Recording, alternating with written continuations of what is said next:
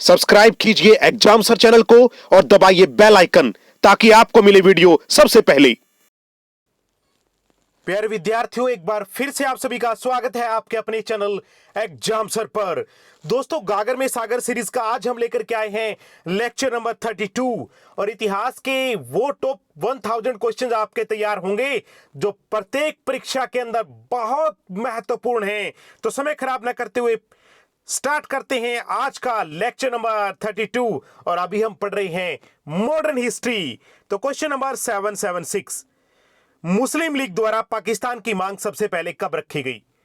देखिए प्यारे विद्यार्थियों, बहुत सारे मुद्दों पर तो कांग्रेस और मुस्लिम लीग साथ साथ भी खड़ी थी, लेकिन फिर एक दिन ऐसा आता है जब मुस्लिम लीग एक अलग राष्ट्र बनाने की मांग रख देती है और वह दिन बहुत बड़ा पहाड़ जैसा दिन होता है और वो तारीख थी 23 मार्च 1940। नोट कीजिएगा, 23 मार्च 1940 काफी इंपॉर्टेंट है। क्वेश्चन नंबर 777, वायसराय लिथिंगलो द्वारा अगस्त ऑफर कब प्रस्तुत किया गया? प्यारे विद्यार्थियों, जो अंग्रेजी सरकार थी वो समय समय पर अलग अलग ऑफर देकर के भारतीयों को लुभाना चाहती थी और इसी दौरान इसी कड़ी में वायसराय लिथिंगलो ने भी अगस्त माह के अंदर एक ऑफर भारत को दिया कि आप हमारा ये ऑफर मान लीजिए और हमारे साथ द्वितीय विश्व युद्ध के अंदर सम्मिलित हो जाइए, यानी हमारा साथ दीजिए। उस ऑफर को नाम दिया गया था अगस्त ऑफर, यह आपको बताना जरूरी है। तो प्यारे विद्यार्थियों, वो कब प्रस्तुत किया गया? तो वो समय था अगस्त 1940। नोट कीजिएगा, अगस्त 1940। क्वेश्चन नंबर 778, वायसराय लिथिंगलो द्वारा अगस्त ऑफर में भारत को किसका दर्जा देने की बात कही थी? तो प्यारे विद्यार्थियों, वायसराय लिथिंगलो द्वारा भारत को स्वतंत्र उपनिवेश, यानी कि आपको स्वतंत्र कर देंगे पर आप हमारा उपनिवेश फिर भी रहेंगे। तो ये कैसा ऑफर था? आखिरकार भारतीयों को यह ऑफर कैसे मंजूर होता? तो इसलिए अगस्त ऑफर के हाथ कुछ नहीं लगा था, स्वतंत्र उपनिवेश का दर्जा देने की बात कही थी। क्वेश्चन नंबर 779, किसने कहा था कि the concept of dominion status is dead as a doornail, यानी यह एक मरी हुई वस्तु के समान है, मरे हुए दरवाजे की कील के समान है। डोमिनियन स्टेटस यानी स्वतंत्र उपनिवेश का दर्जा, यह किसने कहा था? एज इट इज स्टेटमेंट हमने ली है, the concept of dominion status is dead as a doornail. तो प्यारे विद्यार्थियों, यह कथन था जवाहरलाल नेहरू का। क्वेश्चन नंबर 780, गांधी जी व्यक्तिगत सत्याग्रह की घोषणा कब करते हैं? देखिए प्यारे विद्यार्थियों, गांधी जी ने बहुत सारे सत्याग्रह किए, ग्रुप में किए, लेकिन अब समय ऐसा आ गया था कि गांधी जी ने कहा कि प्रत्येक व्यक्ति सत्याग्रह करेगा और उसे नाम दिया गया था व्यक्तिगत सत्याग्रह का।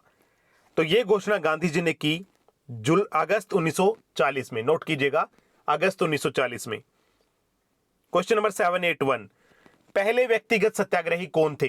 प्यारे विद्यार्थियों, ये क्वेश्चन बहुत बार आया, आरोही के अभी एग्जाम थे उसमें भी आया था। इसके अलावा बहुत सारे कॉम्पिटिटिव एग्जाम में ये क्वेश्चन काफी इंपॉर्टेंट है, नोट कर लीजिएगा, इसको हाईलाइट कर दीजिए कि पहले व्यक्तिगत सत्याग्रही कौन थे। तो प्यारे विद्यार्थियों, ये थे विनोबा भावे। पहला, दूसरा, तीसरा, यह हमेशा पूछ लिया जाता है, या तो पहला सत्याग्रही पूछ लेंगे या आपसे दूसरा पूछ लेंगे या तीसरा। तो तीनों हमने आपको इस सीरीज के अंदर रखा है उनको।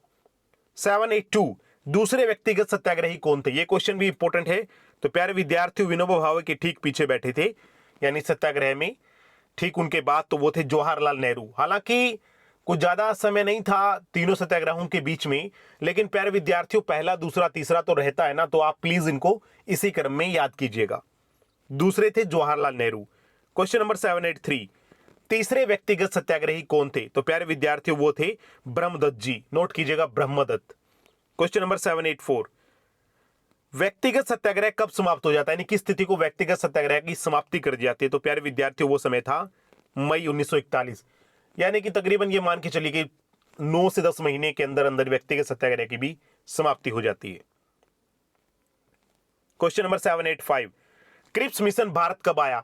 देखिए, अंग्रेजी सरकार कभी कोई ऑफर कभी कोई मिशन भारत में भेजती थी ताकि भारतीयों के आंदोलन को कमजोर किया जाए और आजादी के जितने भी विभिन्न प्रकार की गतिविधियां चल रही हैं उनको वहीं पर रोक दिया जाए।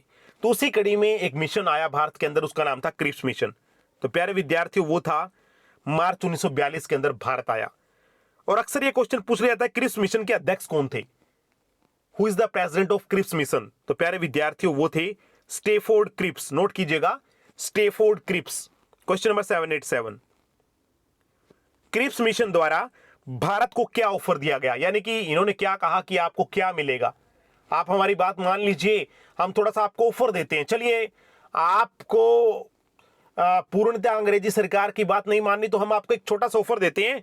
क्या ऑफर था? उन्होंने कहा कि चलिए, आप भारत का डिफेंस सिस्टम इंग्लैंड के अधीन रहेगा, जबकि गवर्नर जनरल भारत का होगा। ये हम आपको दे देते हैं। बोलिए, अब देखिए ये बात कैसे गले से नीचे उतरती। आखिर हम अपना डिफेंस सिस्टम किसी और को कैसे दे सकते थे? तो इसीलिए जो बड़े नेता थे महात्मा गांधी, सुभाष चंद्र बोस, उन लोगों को यह जो क्रिस मिशन का सुझाव था यह बिल्कुल पसंद नहीं आया और क्रिस मिशन को आखिरकार खाली हाथ लौटना पड़ा था। क्वेश्चन नंबर 788, क्रिस मिशन द्वारा भारत को कैसा राष्ट्र बनाने की घोषणा की गई? तो प्यारे विद्यार्थियों, वही पुराने अलाग, वही घिसे पिटे, जो पुराने इनका रवैया था वो निरंतर जारी था। उन्होंने फिर एक बार वही कहा कि आपको डोमिनियन स्टेटस का दर्जा दे देते हैं, यानी कि स्वतंत्र उपनिवेश। अब जब ये बात अगस्त ऑफर में हमें नहीं मंजूर थी तो अब कैसे मंजूर हो जाती? तो इसीलिए डोमिनियन स्टेटस हमें नहीं चाहिए था, ये ठुकरा दिया गया। तो प्यारे विद्यार्थियों, फिर क्या हुआ? किसने कहा था कि dominion status is like a post dated cheque, यानी जो आप स्वतंत्र उपनिवेश का दर्जा भारत को दे रहे हैं ना, ये बाद की तारीख का चेक है, यानी कि इस चेक की कोई कीमत नहीं है। इतनी दिन बाद का है कि इसकी कोई वैल्यू ही नहीं है। पोस्ट डेटेड चेक है, हमें नहीं चाहिए डोमिनियन स्टेटस। ये किसने कहा था? तो प्यारे विद्यार्थी, उनका नाम था महात्मा गांधी। नोट कीजिएगा, Mahatma Gandhi. Question number 790, Cripps mission को किस ब्रिटेन प्रधानमंत्री ने भेजा था भारत में कि आप जाइए? तो प्यारे विद्यार्थी, उनका नाम था चर्चिल, जो उस समय काफी चर्चित रहे थे। तो चर्चित चर्चिल भूलेंगे नहीं, ये एक ट्रिक भी है हमारी तरफ से आज के लिए, आपके लिए उपहार। चर्चित चर्चिल, ठीक है ना, याद रहेगा। क्वेश्चन नंबर 791, क्रिप्स मिशन कब खाली हाथ वापिस लौट आता, यानी कि कभी उल्टा पांव भाग जाता इंग्लैंड में? वो डेट क्या थी जब क्रिप्स मिशन वापिस चला जाता? तो प्यारे विद्यार्थियों, वो डेट थी जून 1942। जून 1942 को क्रिप्स मिशन भी भारत से पलायन कर जाता है। क्वेश्चन नंबर 792, वर्धा में गांधी जी आंदोलन शुरू करने के लिए सीडब्ल्यूसी की मीटिंग कब लेते हैं? ये कोई छोटा मोटा आंदोलन नहीं था, ये बहुत बड़ा आंदोलन था जिसका नाम था भारत छोड़ो आंदोलन।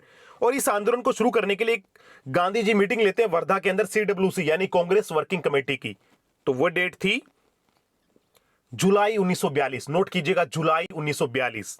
क्वेश्चन नंबर 793, भारत छोड़ो आंदोलन की शुरुआत कब की जाती है, यानी कि किस डेट को भारत छोड़ो आंदोलन का शुभारंभ किया जाता है? तो प्यारे विद्यार्थियों, वो डेट थी, सब सभी को मालूम ही होगा, 8 अगस्त 1942। क्वेश्चन नंबर 794, भारत छोड़ो आंदोलन का प्रस्ताव किस मीटिंग में प्रस्तुत किया गया? ये काफी इंपॉर्टेंट है, प्लीज नोट कीजिएगा। तो वो था एआईसीसी की बॉम्बे मीटिंग में। अब आपका अगला क्वेश्चन यही रहेगा कि सर हमें यह भी बता दीजिए कि एआईसीसी आखिर है क्या? तो प्यारे विद्यार्थियों, अगला क्वेश्चन हमने यही लिया है, एआईसीसी का पूरा नाम क्या था? तो एआईसीसी था all India Congress committee. Note कीजिएगा, ऑल इंडिया कांग्रेस कमेटी।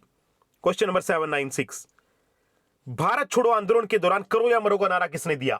कि अब करो या मरो, अब पानी सिर के ऊपर से निकल चुका है, डू और डाई का नारा किसने दिया? तो आप सभी को मालूम होगा प्यारे विद्यार्थियों, यह नारा देने वाले थे महापुरुष महात्मा गांधी। क्वेश्चन नंबर 797, कौन सी महिला क्रांतिकारी भारत छोड़ो आंदोलन के दौरान अंडरग्राउंड रेडियो द्वारा आंदोलन का प्रसार कर रही थी, यानी अंग्रेजों को कानो कान खबर नहीं थी, और यह महिला क्रांतिकारी भारत छोड़ो आंदोलन का प्रसार पूरे भारत में कर रही थी? तो प्यारे विद्यार्थी, उस महिला क्रांतिकारी का नाम था उषा मेहता। नोट कीजिएगा, उषा मेहता।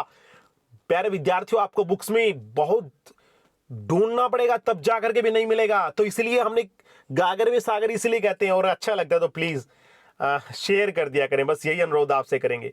टेस्ट सीरीज को तो प्यारे विद्यार्थियों आप बहुत कम शेयर करते हैं, बहुत कम कंजूसी करते हैं।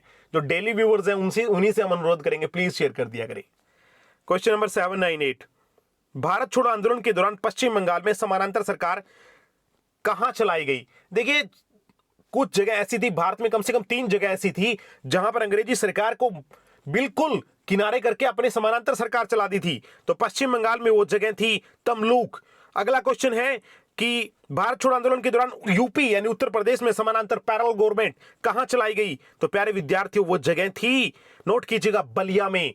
तो पश्चिम बंगाल में तमलुक और उत्तर प्रदेश में बलिया, नोट कीजिएगा। और अगला एक और, भारत छोड़ो आंदोलन के दौरान महाराष्ट्र में समानांतर सरकार कहां चलाई गई? तो महाराष्ट्र के द्वारा भी महाराष्ट्र में भी समानांतर सरकार चली थी और वो जगह थी प्यारे विद्यार्थियों सतारा में। तो ये थे हमारे आज के टॉप 25 क्वेश्चन। अगर अच्छा लगा तो प्लीज वीडियो को शेयर कर दीजिए। आज के लिए इतने, कल फिर मिलते हैं एक और नई वीडियो के साथ। तब तक के लिए बहुत बहुत धन्यवाद। Thank you. जय हिंद। शुभ रात्रि।